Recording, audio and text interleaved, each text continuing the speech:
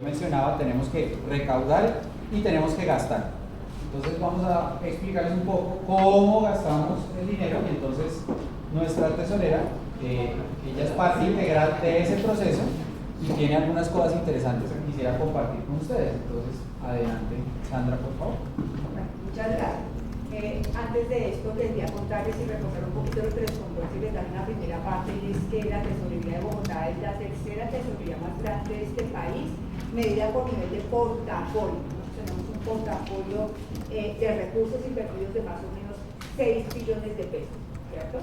Si la medimos por el número de pagos, tenemos unos pagos al año de más o menos 21 billones de pesos. Eso nos pone en una posición más o menos en la segunda después de la nación. Como el propio portafolio de inversiones es muy grande, pero los pagos y la volumetría de pagos que se hace en la tesorería de Bogotá es inmensa, y como mencionaba el tesorero, el secretario, está sobre plataforma SAP completamente en este momento. Bueno, entonces, estos son el comportamiento de los pagos de la Secretaría de Hacienda. La Secretaría de Hacienda, como mencionó el secretario, es Secretaría Distrital. ¿Qué significa eso? Que no solamente hacemos los pagos de la Secretaría de Hacienda, sino de todo el distrito capital, que es un conglomerado autonómico conformado más o menos por 64 empresas de manera directa. Entonces hacemos el pago en este momento de dos de esos grupos, y ya les voy a contar con más detalle. Aquí estamos viendo el año 2023, tenemos en la parte superior el valor en billones de pesos, es decir, en enero desembolsamos sobre el mes de enero 1.6 billones de pesos, que corresponden a 402 millones de dólares, y son 111.000 operaciones, ¿cierto? Y ahí vemos la dinámica de cómo se comportan los pagos de este año que hacemos a las entidades de Bogotá y en general a los contratistas, funcionarios de Bogotá Distrito Capital. Como pueden darse cuenta, es del orden de 2 billones de pesos más o menos, 500 millones de dólares más o menos en promedio. Y el número de operaciones, que está en la barrita de abajo, es del orden de 130.000, 150.000 operaciones cada mes. Cuando nos radican una cuenta por pagar en la tesorería distrital, nos demoramos un día en pagar. Es decir, radican las entidades por decirles cualquier cosa, una nómina de sus empleados, a los contratistas, a los proveedores, al día siguiente se están girando los pagos. Es decir, esto es una volumetría muy grande, hay una eficiencia muy alta en el distrito en toda la gestión financiera. Eso incluye, este sistema incluye presupuesto, ¿cierto? La asignación presupuestal de cada entidad, el PAC, que es el plan anualizado de cada, es decir, la forma como esa entidad distribuye su presupuesto y se lo va a gastar a lo largo del año, y finalmente el PAC, que está completamente enlazado todo en el aplicativo, presupuesto, PAC, tesorería y finalmente la parte contable, todo lo tenemos hoy enlazado. Entonces, por mencionar solo un caso rápido, digamos en educación, ¿sí? ¿Cuánto es la nómina de educadores, de los maestros en el distrito? 35.000 educadores. 35.000 educadores. Entonces se paga una nómina de 35.000 educadores, digamos, en un día, de un día para otro. Obviamente la entidad responsable, que es la Secretaría de Educación del distrito, monta la nómina, pero el proceso de pago se hace directamente acá en la tesorería. Y así se hace ese proceso para el pago de todas las nóminas de todas las entidades públicas distritales, porque como mencionamos al principio, la tesorera es tesorera del distrito, no es tesorera solamente de nosotros. Bueno, esta es la evolución de los pagos en los últimos años. Aquí está en pesos colombianos, en dólares, en pesos colombianos. Esa quedó solo en pesos. Bueno, ya se van acostumbrando a las unidades. Entonces aquí vamos, las barritas azules son 2019, las barritas azules claritas son 2020, 2021, 2022 y la línea punteada es 2023. Aquí está la evolución de los pagos mes a mes. Evidentemente hay unos pagos en los cuales los giros y los pagos del distrito son más altos. Por ejemplo, en el mes de diciembre normalmente tenemos primas, la ejecución presupuestal, las entidades quieren ejecutar su presupuesto para no perder sus disponibilidades presupuestales. Entonces, por ejemplo, el mes de diciembre normalmente es un mes con una volumetría mucho más alta que los meses anteriores. En el 2022 desembolsamos 3 billones de pesos, ¿cierto?, de giros al distrito, y este año esperamos que vayamos a pasar por algo similar. Si ustedes miran, hemos escalado en términos generales, la tendencia es creciente en la escala de pagos.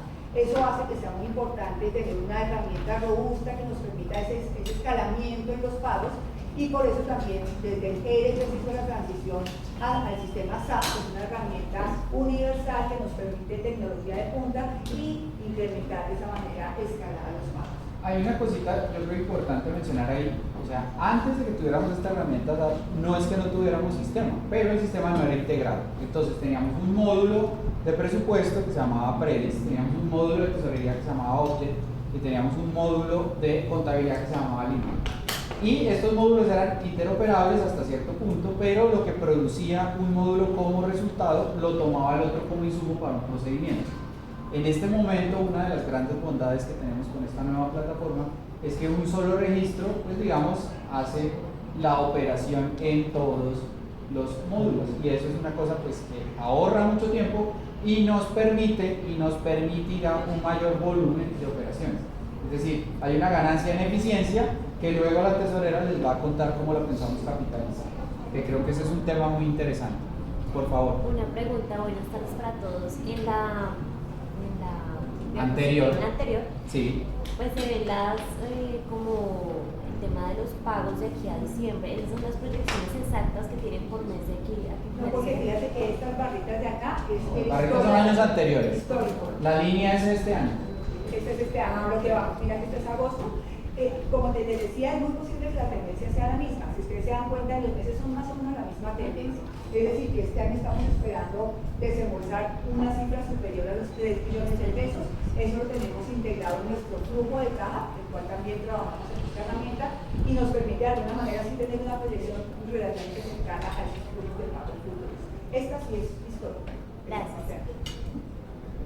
Bueno, aquí está el número de operaciones. Entonces, los pagos del distrito son fundamentalmente pagos de nómina, ¿cierto? La nómina de los funcionarios de las entidades distritales de Bogotá, que como les comentaba el subsecretario es un conglomerado bastante grande, y los contratistas y proveedores, ¿cierto? Proveedores de servicios y de bienes del distrito capital. Esta es la evolución que han tenido en número de operaciones.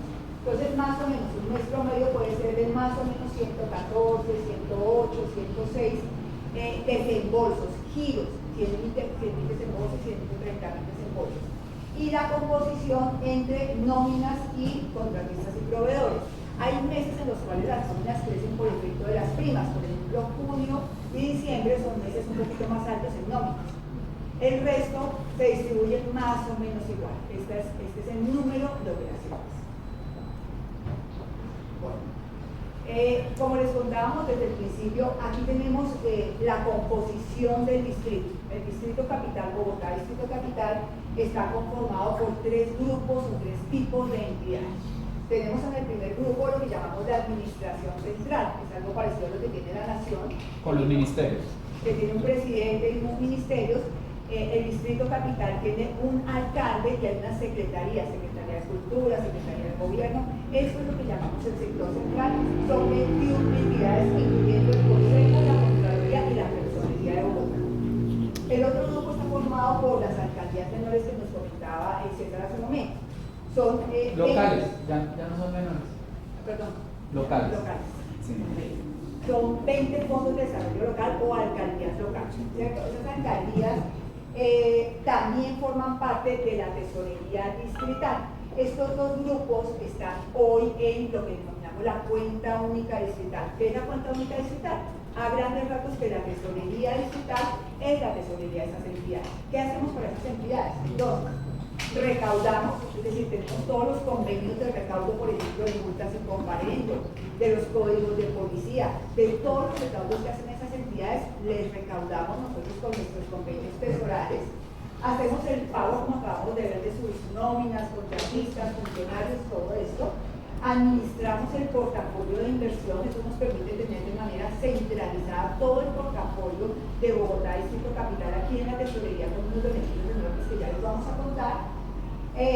Hacemos toda la atención de las obligaciones tributarias. Desde la tesorería distrital se pagan los impuestos correspondientes a Bogotá, Distrito Capital. Nosotros también pagamos impuestos y eso se hace a través de la tesorería. Y finalmente hacemos administración de recursos del tercero. terceros. Hay algunas entidades que no forman parte de estos tres grupos, sino que son entidades adscritas, por ejemplo, a Bogotá Distrito Capital, y con ellas tenemos convenios para administrarles sus recursos de manera textual. Pero entonces, atención a este detalle que es importante. De las 64 entidades que están listadas ahí, Sandra es tesorera de 41 en este momento. Y hay 23 que tienen en este momento su propia tesorería, que son esos entes, establecimientos públicos, ¿sí? Y ahí se maneja otro portafolio por fuera de la tesorería distrital. Hay un principio constitucional que está consagrado en el artículo 351 de la Constitución, ya voy a terminar, que dice que debe manejarse, ¿cierto?, una cuenta única a nivel nacional y una cuenta única a nivel distrital, pues por optimización de portafolio. Nosotros no habíamos podido dar ese paso, no lo habíamos podido hacer por, digamos, restricciones de índole tecnológica, ¿sí? Entonces, pero con el acompañamiento de este aliado estratégico sí podemos hacer nos sentimos ya en capacidad de dar ese salto. Y al dar ese salto podemos entregar estas actividades aquí rápidamente, les comento, ¿sí?, para todas las entidades. Entonces, Sandra. Entonces, básicamente, al traer a estas entidades que no están hoy dentro de la cuenta única distrital, ¿cuáles son los beneficios? ¿Y cuáles son los beneficios de ser la tesorería de todo el distrito?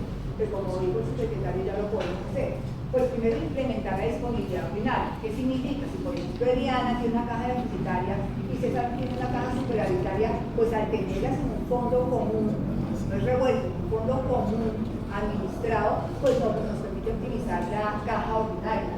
Mejor rentabilidad, no es lo mismo tener 23 tesorerías independientes a tener una sola centralizada. Eso hace que tengamos un mayor poder de negociación con las entidades financieras y podemos gestionar mejor la rentabilidad.